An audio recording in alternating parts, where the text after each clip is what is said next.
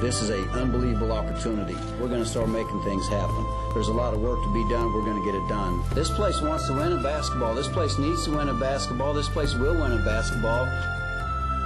It's not a dream. We're going to turn dreams into reality, and it's not going to take as long as people think.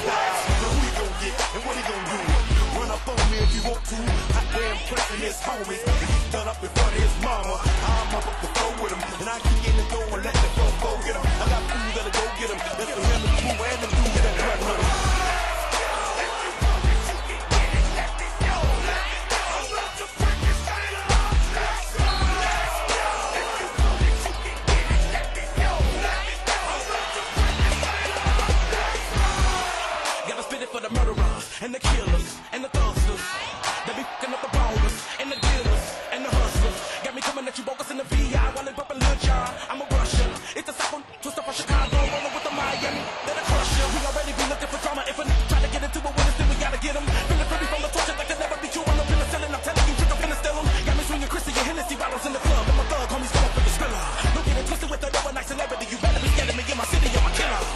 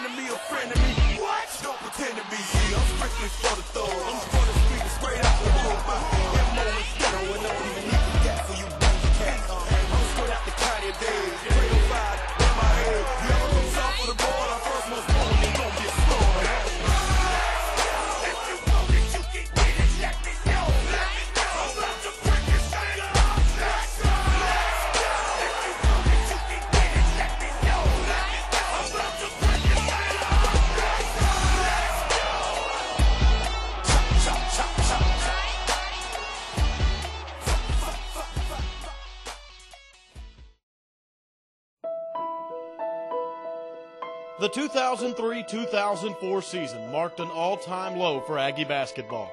A 7-21 record, including an 0-16 mark in Big 12 play, left the program in a state of flux, unsure of what the future might hold. But on March 24, 2004, Billy Gillispie was named the new head coach of Texas A&M basketball.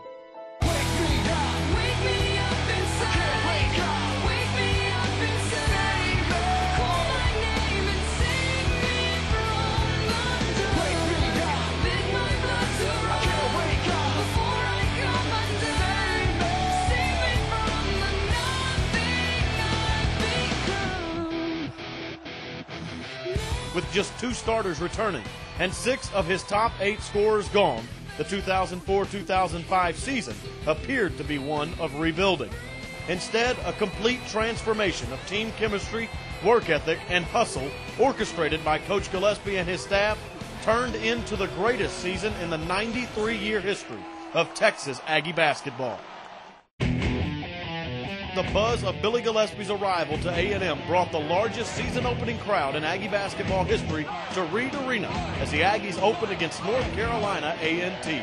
The Ags didn't disappoint, pounding A&T by 33 points, led by freshman Joseph Jones's double-double.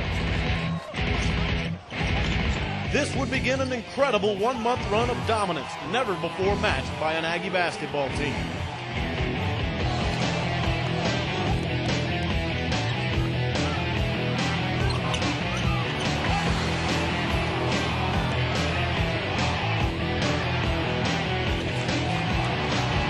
Through 9 games, A&M was 9-0, beating opponents by an average of nearly 30 points per game. Aggieland rallied behind that success, and the first of 10 attendance records would be broken as the 8-4 Houston Cougars came to College Station for the Ags' final game of 2004. I think y'all know by now that I ain't nothing to do. Despite a barren campus for winter break, a non-conference school record 11,200 fans rocked Reed for the in-state battle. Led by a pair of young stars, the Aggies dominated the first half, shooting 59% from the floor.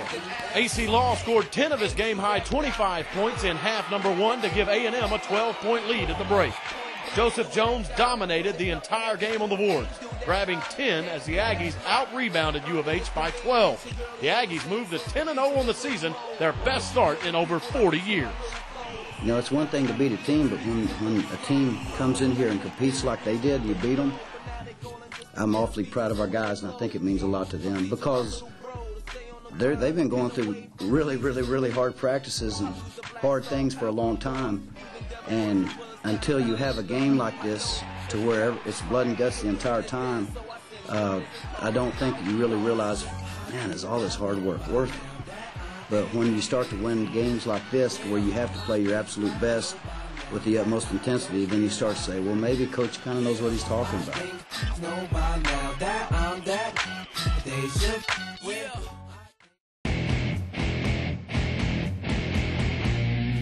After a perfect record under Gillispie in 2004, 2005 would start with the Aggies' first road test of the season. A&M headed to Big Ten country to start the new year against the Penn State Nittany Lions. Playing outside the friendly confines of Reed Arena would be tough on the Ags to start. Penn State led by 11 at the half and as many as 17 early in the second frame. It would take a big run by A&M to extend their perfect record a game further. Walker passes up to 3, gives to Wright. Wright takes the 3, and that stopped the bleeding, knocked it down. Here's Law. Here's another 3. Try, got it. Speaking of three-pointers, AC Law. Antoine Wright on the right side. Leach. Big lob pass into Jones, up and in. Nice lob pass from Bobby Leach, and Big Joseph Jones had no problem. Pompey with it. Pompey to Leach. Leach goes all the way up and in. Bobby Leach. The Aggies have cut it to 6. Leach tries the 3, no good. Rebound Jones, up and in. And it's a 4-point game, 47-43. A 15-2 run capped by an incredible defensive effort in the last 5 minutes, holding the Nittany Lions to just 3 points, completed a 62-60 win, keeping A&M perfect through 11 games. On the road, there's never a pretty win, guys, because everybody's tough at home. There's no pretty wins. It's all ugly. It's all guts and determination and grit and fighting. But how about this locker room right now?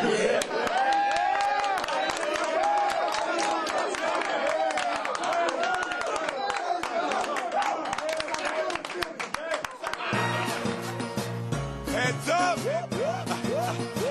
Heads up! The celebration would have to be short-lived.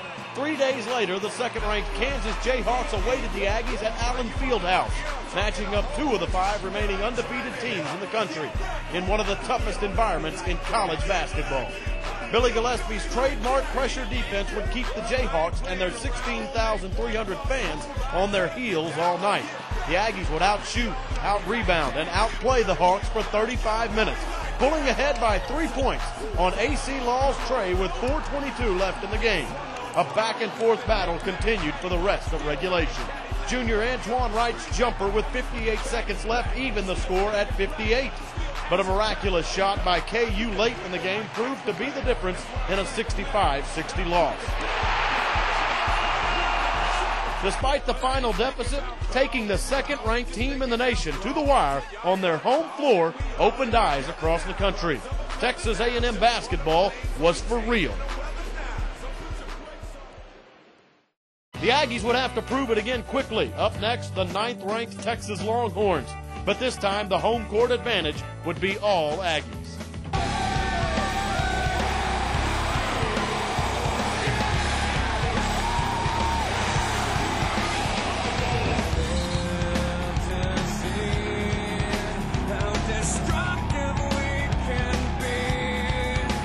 A school record 12,811 jammed Reed Arena, creating 40 minutes of one of the loudest and most intimidating atmospheres in the country. The emotion in the stands would carry on to the floor. A&M played inspired basketball in the first half, pounding the horns in all phases of the game. Sophomore AC Law scored 13 in the first 20 minutes, dazzling the Aggie faithful while weaving holes through the UT defense. The Ags would hold their largest lead at the half, a 15-point advantage over their biggest rival. One thing Coach told us at halftime when we was up 15, he said that they were going to battle back. He said, this is a top 10 team, it's Texas. They're not going to lay down. They're going to come out and throw a blow at us. And he said, just when they throw a blow, just throw one back. And I think our team did that. The nation's leading team in field goal percentage defense forced the Horns into dozens of off-balance jumpers and long-distance threes as the lead ballooned to 22 points. Law would finish with 24 points. Joseph Jones would net his 4th double-double, and the largest crowd in A&M history celebrated into the night as the Aggies upset UT 74-63.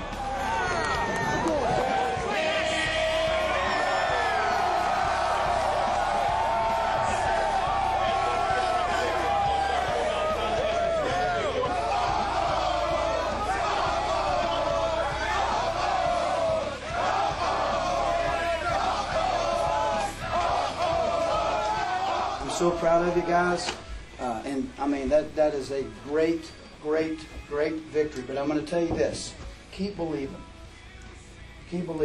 all the way throughout. This is the last time we ever get to sneak up on anybody. You understand that, right? Yes, You see what you know what we'll be facing on Saturday, right? Yes, sir. You know what we'll be facing next Tuesday, right? Yes, sir. It's going to be a bear, but that's why you came to play at Texas A&M in the Big 12. Turn the music up in the headphones. Tim, you can go and brush your shoulder off.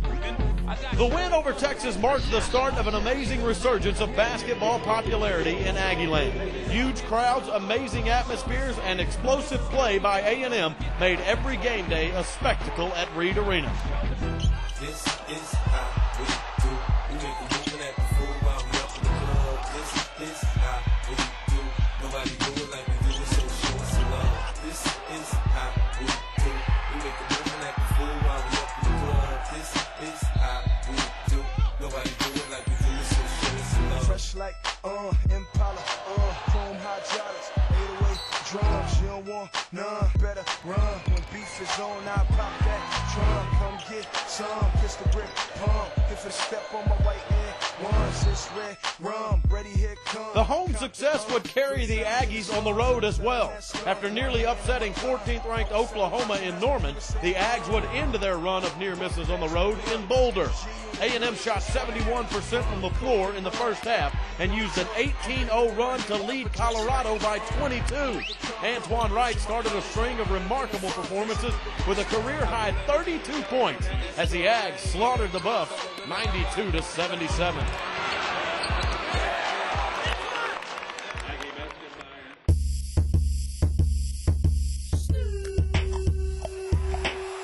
The road win would spark a 3-game conference win streak for A&M. 3 days later, the Aggies halted Iowa State's 7-game win streak with a 16-point rout at Reed Arena. Antoine Wright scored 21 and keyed a 17-0 run early in the second half for the win. Yeah. 4 days later, another capacity crowd. A school record 13,136, another rout by Texas A&M. Bobby Knight and the Texas Tech Red Raiders rode into College Station at 9-4 in conference play and looked to add another win to the resume for the 3rd winningest coach in Division I history. They left as believers in Billy Gillespie's transformation of Aggie basketball. Lean back, lean back, lean back, come on. The A&M defense stifled the leading offense in the Big 12 for 40 minutes, holding Tech to 17 points below its average. An incredible 31-6 run late in the second half, led by Antoine Wright's 29, keyed an 85-63 win. I love playing with these guys. I've had so much fun this year with my teammates, you know, and I've never really been this close to my team before, and it just feels good to be able to rely on these guys and know what they're going to do every day.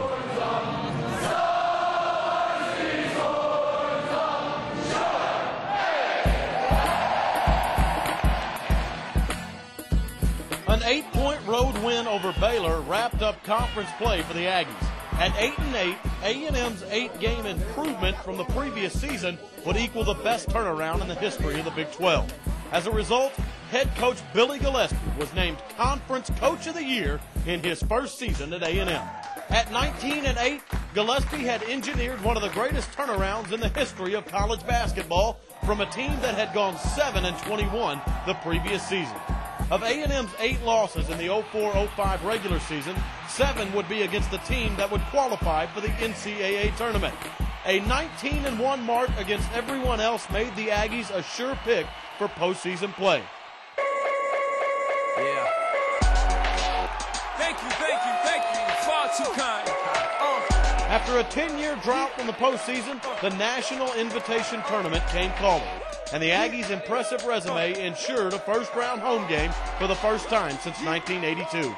Perennial ACC power Clemson would be the first opponent, as 40 teams began a fight for a spot in the NIT Final Four in New York City. Can I get an encore? Do you want more? Cook and roll with the Brooklyn boys. So for one last time, I need y'all to roll.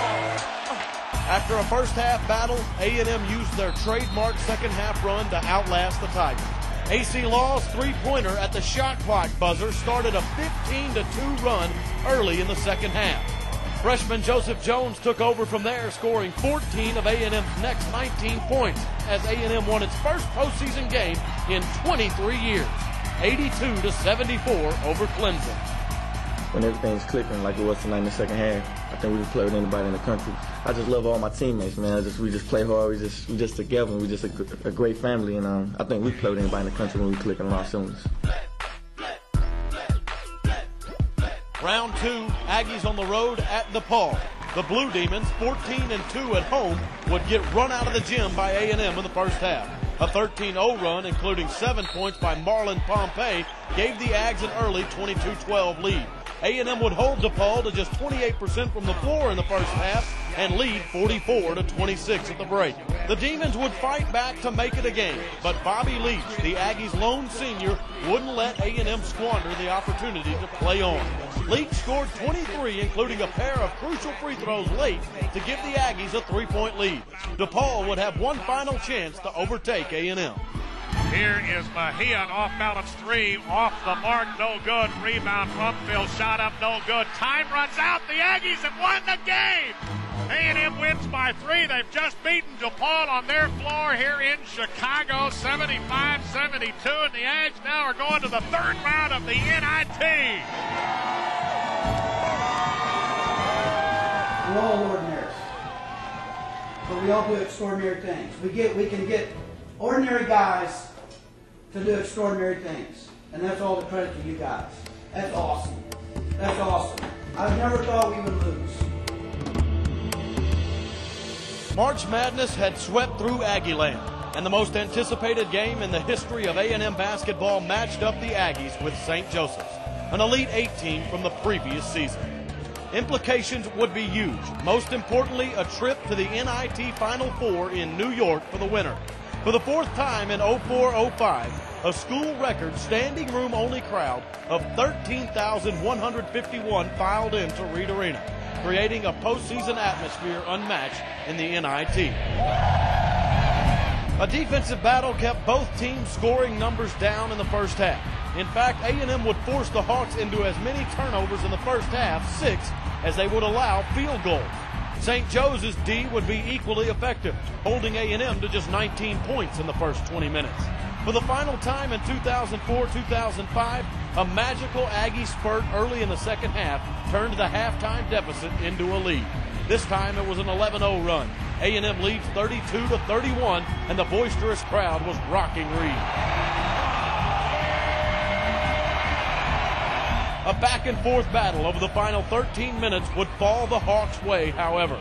Despite a 21-point effort by Antoine Wright, a late three-pointer ends the Ags' incredible run in a 58-51 loss.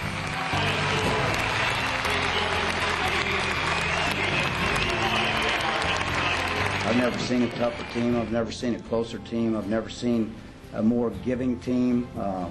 We weren't the best team in the country, but as far as just beating other teams and those kind of things, but I don't think anybody played the game as hard as us, practiced as hard as us, and played together as well as we did, and we made the most out of what we have. 1, 2, 3, Aggie!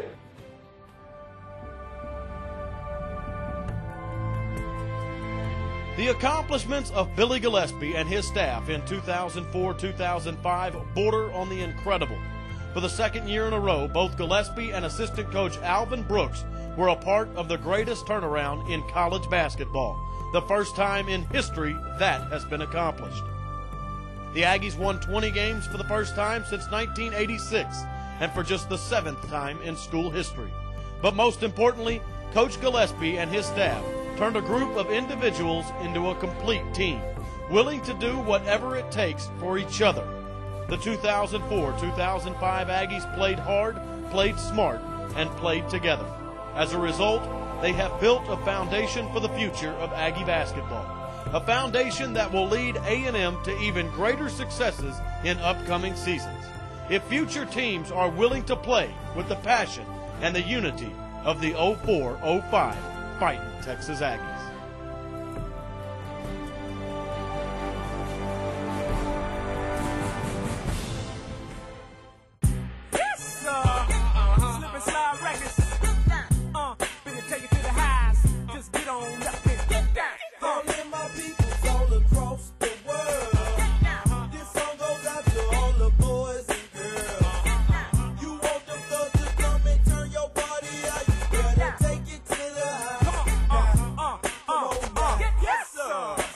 Getting loose, more punch than your bowl of juice, and ain't nobody more jiggy than us. Stuff so rough it causes head rush like whoa.